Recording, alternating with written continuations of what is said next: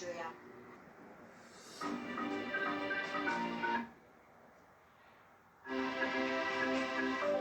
Debesuotą dangų jau visai netrukus keis saulė.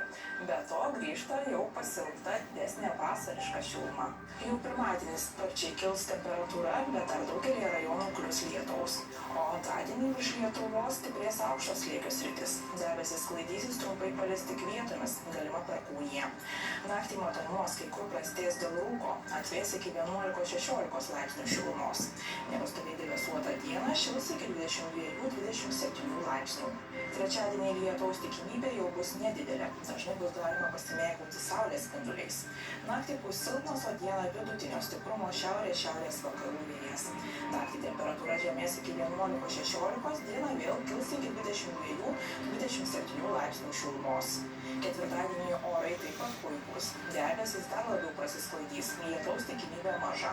Naktį vėl atvės iki 11–16, dieną lepins 22–27 laipsnių šilumą. Penktadienį ir toliau bus galima pramogauti ir leisti laiką lauke, nes orai išliks labai panašus. Be lietaus, debesų nedaug, vėjas besikeičiančios krypties ramus. Ir žinoma, džiuginanti šiluma. Naktį 10–15, dieną 22–27 laipsniai. Remiantis dabartiniais duomenimis, savaitgalį po truputį ims didėti trumpo lietaus tikimybė, bet temperatūra kils dar keliais laipsniais aukščiau. Artimiausią naktį vietomis trumpas lietus perkūnija, bus 14–19 laipsnių šilumos. Rytoj dieną nepastoviai debesuota, daugelyje rajonų trumpi lietūs, vietomis smarkūs su perkūnija, galima kruša ir gūsingas vėjas.